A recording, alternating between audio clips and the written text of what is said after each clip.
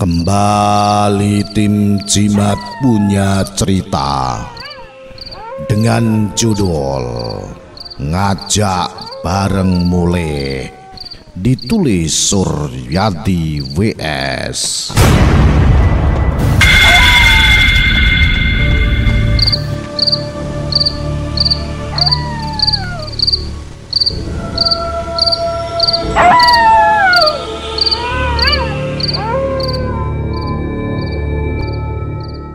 Telung puluhan tahun kepungkur jenenge Suranto, Tarmiji lan Kartijo bareng-bareng budal menyang Jakarta arep adu nasib. Suranto arep dagang bakmi, Tarmiji dagang bakso, dene Kartijo dagang es krim.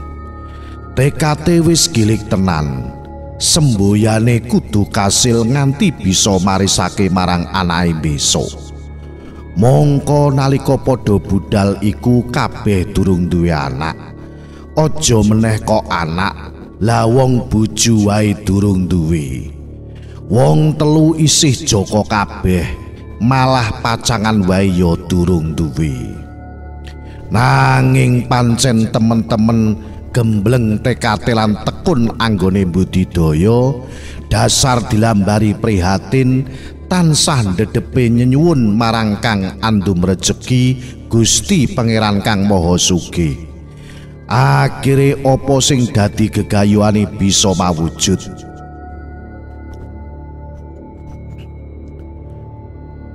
Telu-telune anggone dagang kasil. Suranto bisa adeg warung bakmi laris, Tarmiji bisa adeg warung bakso laris, dene Kartijo bisa dadi juragan es krim. Bakule pirang-pirang sing saben dina ngidrake dagangane nyang kampung-kampung, dheweke kari nampa-nampa setoran. Kaya lumrahe wong urip, telu-telune padha mangun keluarga karo bocah wadon sing dicocoki lan ya padha anak-anak.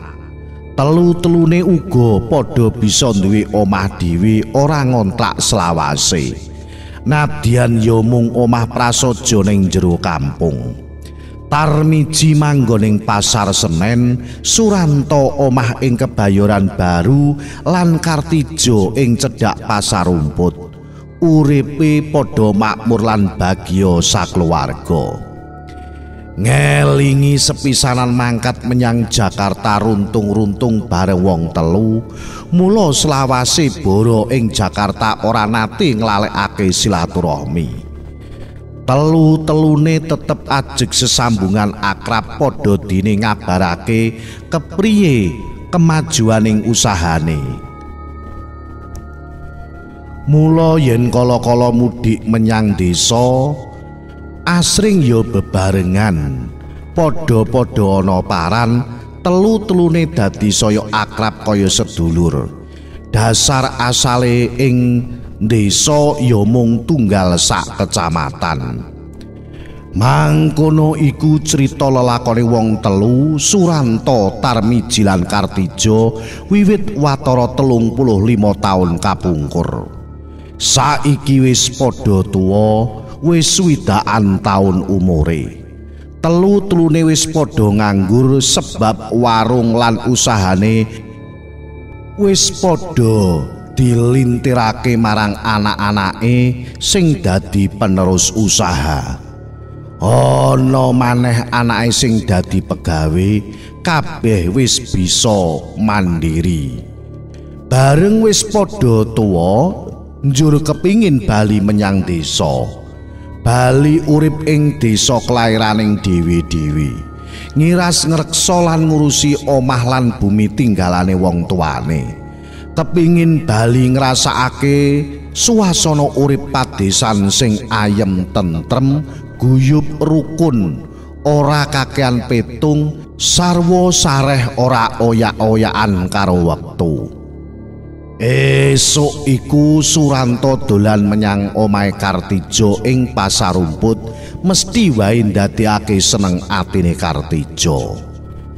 "Piye warunge bakmine anakmu? Tetep ijek rame to ya?" takone Kartijo. "Malah saya laris, Dik," saure Suranto karo mapan lungguh. "Lah anakmu mulai neruske usahamu piye kabare?" "Alhamdulillah bisa lancar. Wong ya wiwit leren sekolah mbiyen terus dakjak ngemonah usaha es krim kae, dadi ya wis prigel tenan. Nek adine pilih pingin dadi priyayi kok, dadi pegawai Pemda. Ya wis sakarepe wong tua mung kari ndongaake kok." "Lah iya, anakku sing wadon ya pilih dadi bidan kok. Lah ya malah kebeneran dilalah nglamar ing Rumah Sakit Islam Klaten ki ditampa. Dadi bakal cedhak." "Cedhak kepriye maksudmu?" takone Kartijo nggenahake. "Cedhak desane dhewe kono ngono apa piye?" "Ya cedhak karo aku." "Kok cedhak karo kowe lah wong kowe kira ana kene to?" "Aku wis waleh ana Jakarta. Aku arep bali ning desa wae karo ngurusi pomahan lan sawah tinggalane mbae." "Oh, arep bali urip ning desa," ucape Kartijo katon bungah. "Kok bisa cocok karo aku, Mas? Aku ki ya kepingin bali urip ning desa wae. Lah ning kene wis nganggur tengak-tenguk, nyangati malah ora kepenak nglangut. Luwung ning desa, nek dong langut ngono kuwi anjur sepedaan keliling-keliling desa apa sawah gawe seger ning ati ta." "Alhamdulillah. Beneran nek Dik Kartijo ya pengin bali desa. Lah wis duwe rencana durung kapan arep bali desa?" "Durung ki, Mas. Aku lagi gagasan kok. Apa Mas Ranto wis duwe rencana apa piye?" "Sirku sesuk malam Ahad arep numpak sepur wae kepena. Lah bareng wae apa piye?" "Wah, aku ya matuk, Mas. Sok malam Ahad mulih desa, njur bali urip ning desa kaya jaman nom biyen." Padha meneng sedhela dumadakan Kartijo kandha.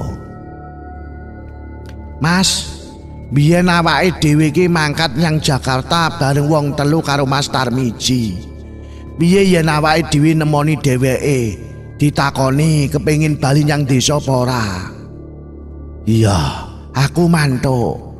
Ya wis, ayo saiki nemoni dheweke nyang Pasar Senen wae apa piye?"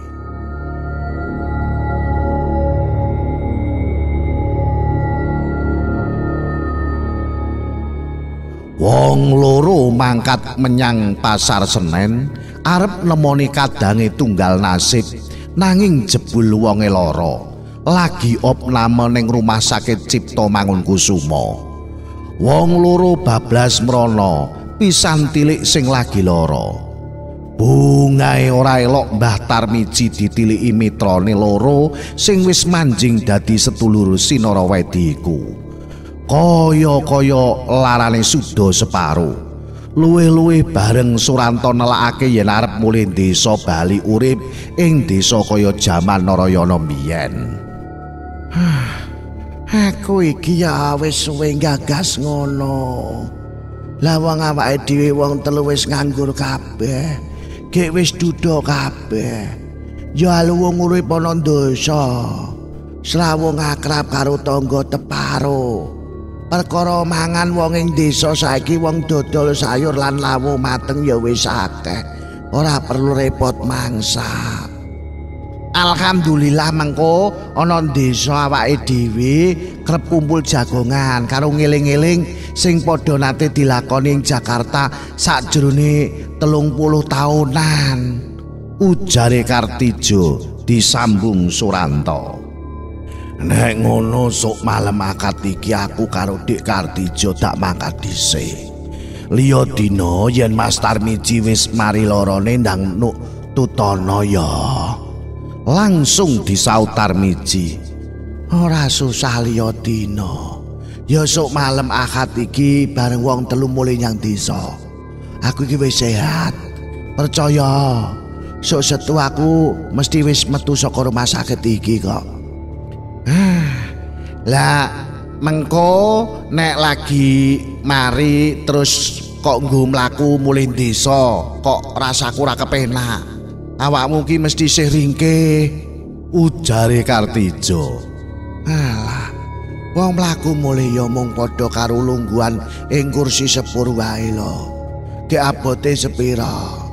Ning nek atimu kurang mantep mergo ngeman aku, ngeman karo aku. Ya wis ditonton sesetu kuwi. Nek aku bisa tekan nggonmu ngabari kahananku, tegese aku wis metu saka rumah sakit lan wis ora ringkih. Mangkono ucape Tarmiji karo nyakinake mitrane supaya gelem bareng wong telu.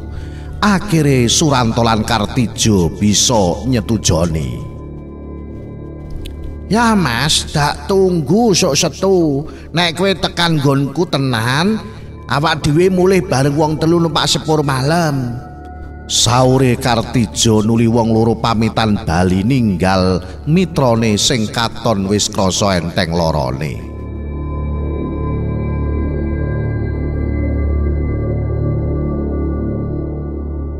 Waktu iku lagi dina Senin, Selasa, Rebu, Kemis lan saterusé tekan dina Setu antaraning jam 11 awan Kartijo ing pasar rumput ketekan Tarmiji. Raine isih pucet ning katon semangat ora gelem mlebu ngomah mung ana ngarep lawang kandha marang Kartijo. Dek, aku wis metu saka rumah sakit. Nanging karepe anak-anakku aku diterke mulih nganggo mobil. Dadi ora bisa bareng nyepur. Nganti ketemu ing desa sesuk ya. Terus dheweke bablas lunga ora gelem dilebokake ngomah. Ing Kebayoran Baru Suranto katekan Tarmiji. Raine isih pucet nanging katon semangat ora gelem mlebu ngomah uga, mung ana ngarep lawang kandha. Dek, aku wis metu saka rumah sakit. Nanging karepe anak-anakku aku diterake mulih nganggo mobil. Dadi ora bisa bareng nyepur. Nganti ketemu ing desa sesuk ya. Terus dekne bablas lunga ora gelem dilebokake ngomah kaya dene ning omahe Ngatijo. Suranto lan Kartijo padha dinembatin. Kok aneh tenan lagake Mas Tarmiji iki. Aja-aja awake durung pati sehat ning dipeksa mulih desa. Ane apa-apa ing dalan kepiye? Sorene malam Ahad Suranto lan Kartijo wis padha lungguh ing jero gerbong sepur malam. Munggah stasiun Jatinegara diterake anake, atine rumangsa trenyuh. Lan sumedhot ninggalake kutha Jakarta. Kutha sing wis didunungi 35 taun lawase iku bengi ditinggalake lan ora bakal bali prana maneh. Ing batine padha ngucap, sugeng pepisahan Jakarta, muga sak pungkurku bumimu aman-aman wae. Let sedelok sepur wis bablas ninggal gumebyaring Jakarta sumusup ing petenging tlatah padesan. Bangun esuk sepur wis mandeg ing stasiun Klaten. Suranto lan Kartijo padha golek tukang ojek supaya ngetrake mulih. Suranto menyang omahe ing Jatipura lan Kartijo menyang omahe ing Wonosari. Iku omahe Suranto lan Kartijo sing dibangun ing pekarangan tinggalane wong tuane. Tekan ngomah dok Suranto kaget lan gumun. Tarmiji kok wis ana kono, ngadeg ing ngarep lawang. Weruh Suranto teka Tarmiji kandha. Aku wis tekan ngomah. Wis tekan ngomah mau bangun sadurunge subuh. Aku mau ngabari mengko jam 11 ing omahku arep dianake upacara penyambutan baliku ing bumi kelahiranku. Tak jaluk kowe melu upacara ya. Bubar mangkono terus dheweke lunga.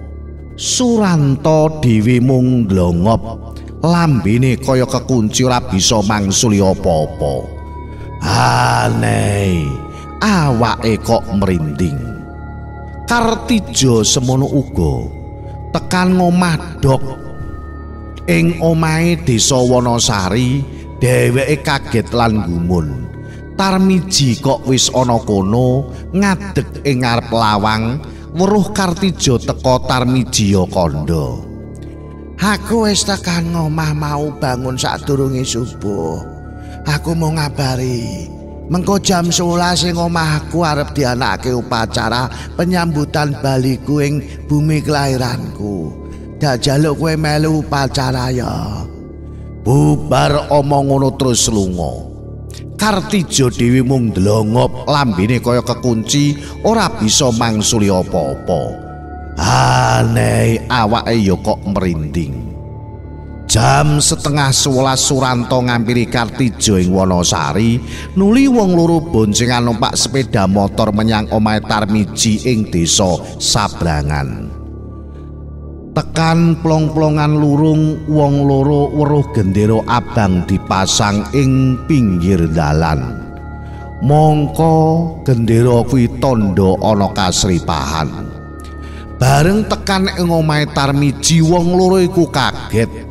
Kok kesripan iku jebul ing kono? Sopo sing tejo? Kok Mas Tarmiji mau ora omong yen kesripahan, malah omong upacara penyambutan baline dheweke. Tekane Suranto lan Kartijo barengi Pak Lurah lagi sesorah, keprungu pangandikane. Kita sedaya nderek prihatin lan bela sungkawa awit sedanipun Bapak Tarmiji ing Rumah Sakit Cipto Mangunkusumo Jakarta kala wingi dinten Setu jam 11 siang.